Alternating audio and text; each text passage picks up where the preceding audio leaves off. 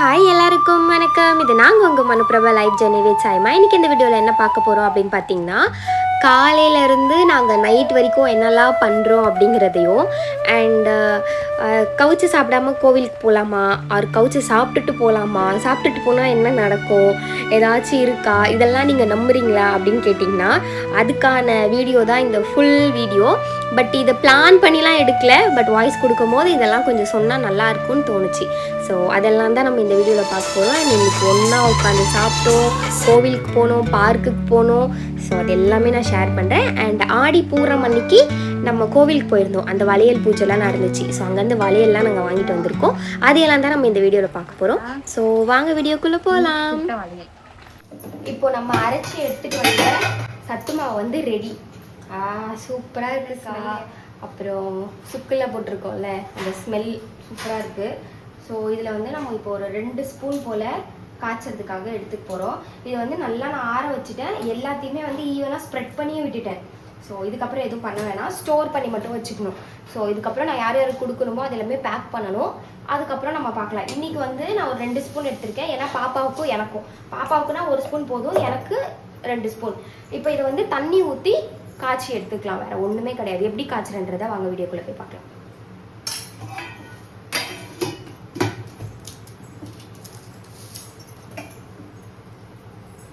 இதில் தண்ணி ஊற்றி நல்லா ஒரு சொம்ப அளவுக்கு தண்ணி எடுத்து நல்லா இப்படி கிண்டி விடுங்க. ஏன்னா அந்த பபிள்ஸ் இருக்கவே கூடாது. பபிள்ஸ்னால் அந்த இது வந்து இப்படி கட்டித்தன்மையாக இருக்கக்கூடாது. இந்த பாருங்கள், இந்தமாரி கட்டியாக இருக்குல்ல, அந்த மாதிரி இருக்கக்கூடாது. அந்த அளவுக்கு நீங்கள் கையால் கூட வந்து கிண்டி விட்டுக்கலாம், ஒன்றும் இது இல்லை. அப்புறம் குழிக்கரண்டி இருந்ததுன்னா அதால் பண்ணிங்கன்னா இன்னும் பெட்டராக இருக்கும். இப்போ பாருங்கள், நல்லா இதாகிடுச்சு, எந்த இடத்துலையுமே எதுவும் இல்லை. அண்ட் நம்ம 2 ஸ்பூன் போட்டதுக்கே இவ்வளோ கட்டியாக இருக்குது, பால் மாதிரி இருக்குது. இதில் பால் ஊற்றி சாப்பிட்றவங்களும் பால் ஊற்றி சாப்பிட்லாம். நான் இப்போதைக்கு தண்ணி மட்டும் ஊற்றி கலந்துக்கிறேன். இப்படி வச்சுட்டு அப்படியே விட்டிங்கன்னா அது அப்படியே கட்டி கட்டியாக ஆகிடும். உங்களால் எதுவுமே பண்ண முடியாது, குடிக்கவும் முடியாது, சாப்பிடவும் முடியாது, அந்த மாதிரி ஆகிடும். ஸோ இந்த மாதிரி கை விடாமல் கிண்டிக்கிட்டே இருங்க. சத்து மாவு கஞ்சி வந்து ஆல்மோஸ்ட் ரெடி. இன்னும் ஒரு 2 மினிட்ஸ் போல் விட்டு எடுத்துக்கலாம். அதுக்கப்புறம் ஃபுல்லாக ஆறுனதுக்கப்புறம் குழந்தைங்களுக்கு கொடுங்க, ஏன்னா சூடு பட்டுருச்சுன்னா அப்படியே தங்கும், நாக்கிலே சூடு தங்கும்.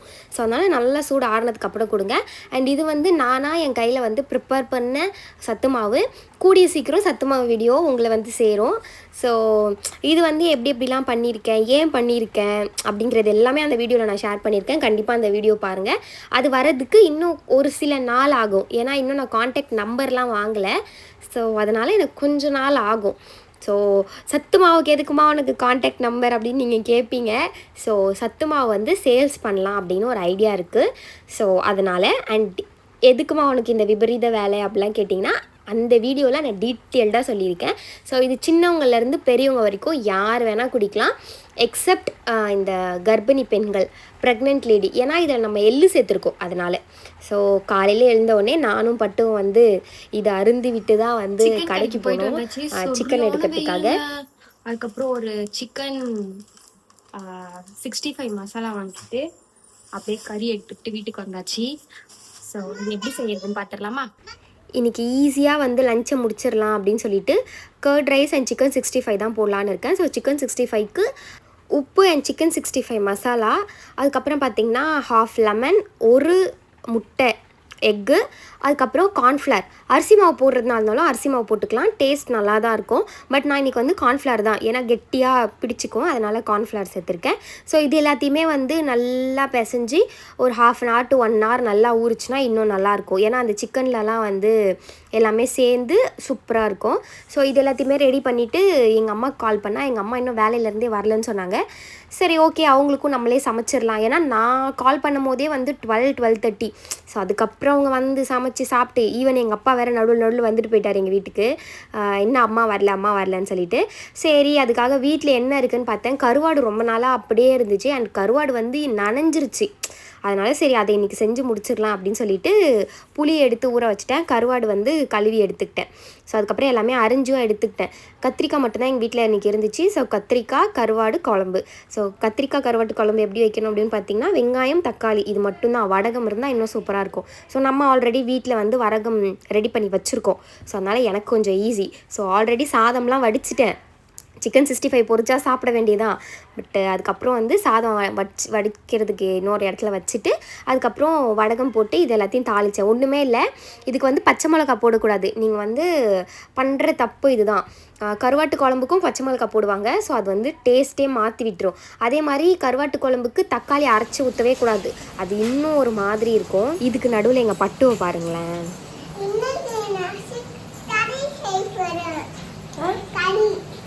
கறி செய்ய போகிறோம் நாங்கள். கருவாட்டு குழம்பு கறி.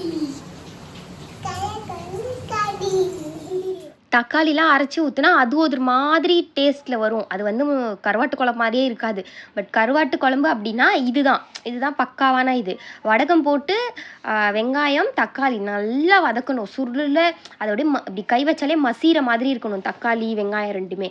அதுக்கப்புறம் வந்து நம்ம வச்சுருக்க காய்கறி நீங்கள் என்ன வேணால் போடலாம். நான் வந்து இன்றைக்கி என்கிட்ட இருக்க கத்திரிக்காய் மட்டும் போட்டிருக்கேன். அதுக்கப்புறம் புளி கரைச்சல் போட்டு வீட்டு மிளகாத்தூள் அரைச்ச மிளகாத்தூள் வந்து ஒரு 4 கரண்டி போட்டோன்னா வேலையே முடிஞ்சுது. அது நல்லா கொதித்து வந்துச்சுன்னா கருவாடை போட்டு ஒரு 2 நிமிஷம் 3 நிமிஷத்துக்கு மேலே இருக்க வேணாம். ஏன்னா ஆல்ரெடி என் கருவாடு வந்து குழஞ்சி போச்சு.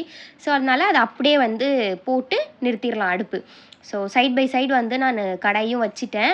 எங்கள் அம்மா அதுக்குள்ளே அப்போ தான் வந்தாங்க. ஒரு 1:30 மணி இருக்கும் எங்கள் அம்மா வரும்போது.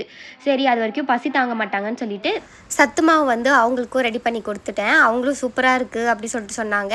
ஸோ ரொம்ப குஷி ஆகிடுச்சு எனக்கு. அதுக்கப்புறம் சைட் பை சைடு நான் வந்து சிக்கன் ஃப்ரை பண்ணுறதுக்காக வச்சுருந்தேன். ஸோ அடுப்பை வந்து இந்த பக்கமாக தூக்கி போட்டுட்டு இந்த பக்கமாக போட்டுக்கிட்டேன். ஏன்னா இது வந்து தெரிச்சாலும் பரவாயில்ல, இந்த பக்கமாக வாஷ் பண்ணி விட்டுக்கலாம் அப்படின்னு சொல்லிட்டு நல்லா கலந்து விட்டுக்கோங்க. ஏன்னா உப்பு எல்லாம் கீழே தங்கியிருக்கும். ஸோ அதனால் நல்லா கலந்து விட்டு அழகாக பொன்னிறமாக பொரிச்சு எடுத்துட்டீங்கன்னு வச்சுக்கோங்களேன். ஹை ஃப்ளேமில் மோஸ்ட்லி வைக்காதீங்க. அப்படி வைக்கிறீங்கன்னா நீங்கள் பக்கத்துலேயே இருங்க. லோ ஃப்ளேமில் வச்சு நல்லா வறுத்து எடுத்துக்கோங்க. இந்த பக்கம் வந்து கருவாட்டு குழம்பு ஃபினிஷ். இப்போ போட்டு ஒரு 2 மினிட்ஸில் நிறுத்தினா வேலை முடிஞ்சுது. அண்ட் சைட் பை சைடு இதுவும் முடிஞ்சிருச்சு. எனக்கு என்ன அப்படின்னா, இன்றைக்கி சிக்கன் வாங்கிட்டு வந்ததே வெறும் 50 ரூபாய்க்கு தான். அதுக்கப்புறம் தான் எனக்கு கால் வருது இந்த மாதிரி நான் இன்னும் வரலன்னு. சரி ஓகே, அவங்க எனக்கு சமைக்கலாம் சொல்லலை. சரி பக்கத்துலேயே இருக்கோம், எப்படிரா நம்மளே பண்ணலைன்னா வேறு யார் பண்ணுவா அப்படி சொல்லிட்டு தான் நான் எப்பயுமே நான் சமைச்சேன்னா இங்கேருந்து கொடுத்து அனுப்பிச்சிருவேன். அது அவங்க சாப்பிட்றாங்க சாப்பிடல, எது செஞ்சாலும் அங்கே போயிடும். அங்கேருந்து எது செஞ்சாலும் இங்கே வந்துடும். பட் இந்த மாதிரி சமைச்சு ஒன்றாலாம் சாப்பிட மாட்டோம். ஸோ இன்றைக்கி வந்து நாங்கள் எல்லோரும் ஒன்றா சாப்பிட்டோம். ஸோ இதுதான் எனக்கு ஹாப்பி. ஒன்றா எல்லோரும் உட்காந்து ஒன்றா சாப்பிட்டு ஒன்றா ஒரு விஷயத்த செய்யும் போது அதுக்கு பவர் ஜாஸ்தின்னு சொல்லுவாங்க. ஸோ அந்த மாதிரி எல்லோரும் சாப்பிட்டு முடிச்சிட்டோம். என் பட்டுக்கும் இது கொடுத்துட்டோம். நீங்கள் நினைக்கலாம் பிரபா வந்து தயிர் சாதத்துக்கு கூட வந்து சிக்கன் வச்சு சாப்பிட்றான் அப்படின்னு சொல்லிட்டு. சிக்கன் எல்லாமே கொஞ்சம் பீஸ் தான். 50 ரூபாய்க்கு வாங்கினா எவ்வளோ இருக்கும்? நான் வறுத்ததே அவ்வளோதான். ஸோ நானே அங்கே டேஸ்ட் பண்ணுறேன்ற பேரில் நிறைய காலி பண்ணிட்டேன். அதுக்கப்புறம் பட்டுக்குமே தயிர் தான் ஊற்றிருந்தேன். இது வரைக்கும் எங்களுக்கு என்ன ஒரு இதுவும் காட்டலை. ஸோ அதனால் நாங்கள் கொடுக்குறோம். ஸோ நீங்கள் வேண்டாம், புதுசாக ட்ரை பண்ணுறீங்கன்னா வேண்டாம்.